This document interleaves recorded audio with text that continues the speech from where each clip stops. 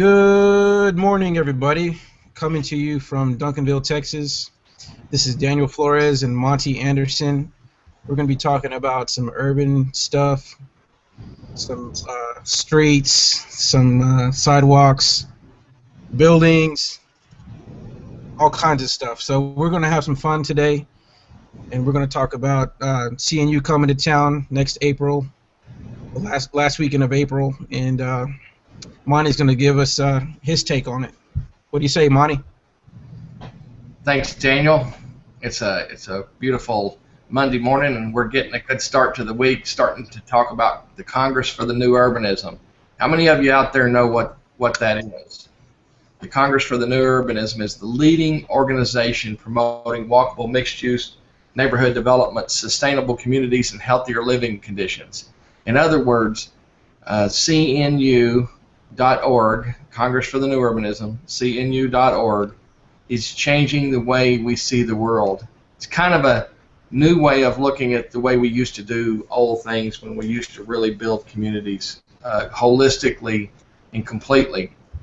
Well, CNU's been around for 23 years, and next year, April, end of April, 1st of May, 2015, our National Congress will be in downtown Dallas, and we're inviting all of you to come.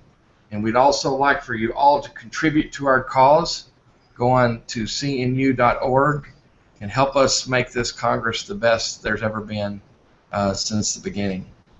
Now, many years ago, I used to run around southern Dallas trying to make it a better place by cleaning up. I thought that's all we had to do was just pick up the trash, paint some light poles, fix some parking lots, and those kind of things. But I realized all of a sudden that until we begin to love our communities, until we begin to build communities that we love, we're always going to be picking up trash.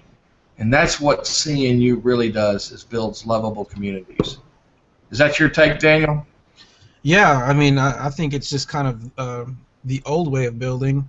I went to Grapevine, Texas, Saturday and Sunday this weekend, and I just decided to drive through there, and I was, as you hit the downtown district there, it just takes you back in time on how they automatically build an urban form, the form-based code. They automatically build a sidewalk. Then you have a pretty decent-sized street in between, and it's the old-fashioned way to me. I've always been attracted to these old towns.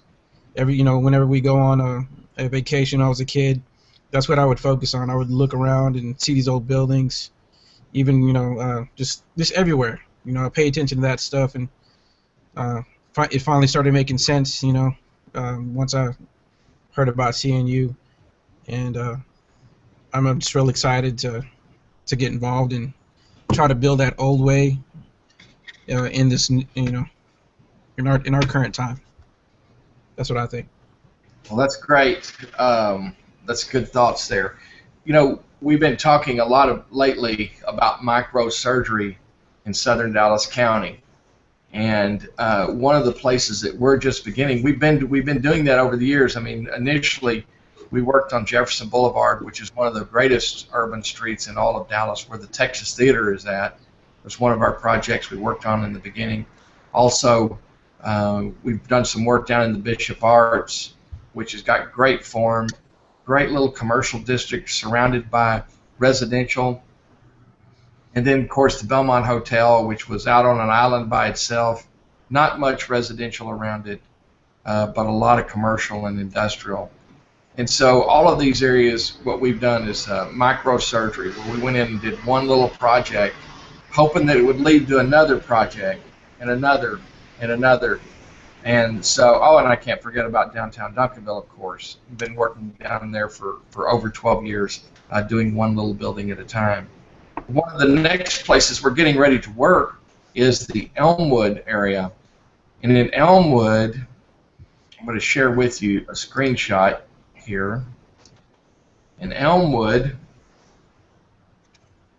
what you see is a small retail district right in the middle. You may not be able to see my mouse here, but small retail district surrounded by really good residential neighborhoods.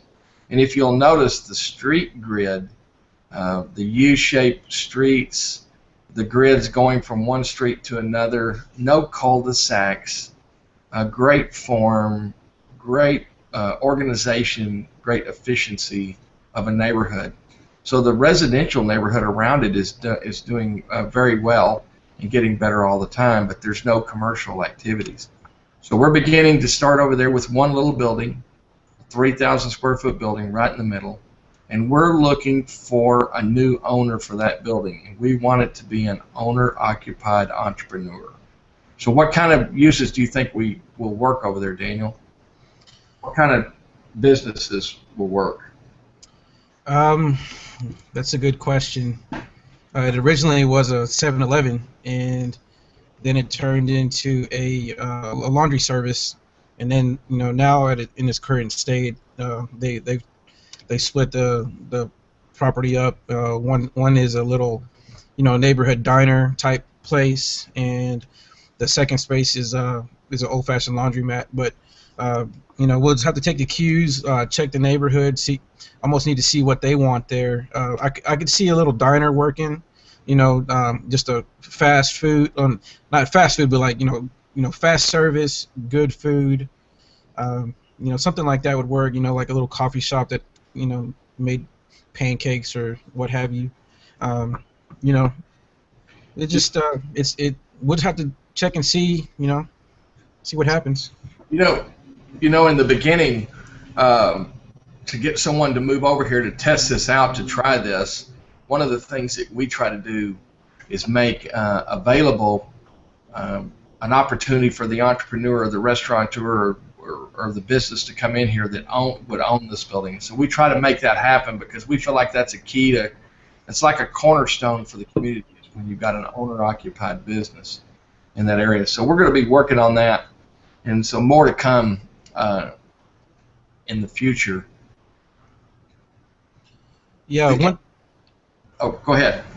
Yeah, one unique thing about Elmwood is that the fact that the place is surrounded by these old 30s and 40s brick homes, and they're so unique, and they're on the smaller scale, but they're still custom, and they're just awesome looking. So, I mean, I just think that it's the retail needs to back those homes up, and we'll just have to we'll push and work hard to make that happen. But Elmwood's a really unique little neighborhood. Yeah, all over southern Dallas, there's these little neighborhoods. If you go down to like Sainer and Beckley or Ewing, down Ewing Street, down Marsalis, different intersections all the way down through southern Dallas, there's all kinds of small retail office centers in these neighborhoods that make great places for entrepreneurs to own buildings and live in the neighborhoods behind them. We really believe that this is the key to really rebuilding and getting jobs in southern Dallas, where people don't have to drive on freeways to the north to work. We think that this is a way that this will work. It's going to take a long time. It's not going to be an easy fix. And it's going to take a lot of other businesses helping mentor the small businesses that would come up, and then those businesses would mentor others over time, and we create a ripple effect. Exactly. Yeah. As we continue to talk about this microsurgery, we'll get into all these other little neighborhoods and talk about where we can tag along on that big project like you've been talking about in your editorials. Where you can piggyback that success that's already happened. I just put up, as we end this morning, a screenshot for CNU 23. So if you'd like to contribute to CNU 23, no matter how small or how large, we need the money. We're a nonprofit organization putting on this really sustainable thinking, walkable, bikeable, better building conference next year in April and May, and we'd really like you to come out and be with us. So for now, we're signing off. Talk to you later, Daniel. Alrighty, guys. Thanks for watching. It's been Monte Anderson and Daniel Flores here Microsurgery 101, baby. So follow us on Twitter. Monty's at Monte W. Anderson, and I'm at Daniel Rad Flores. Peace out.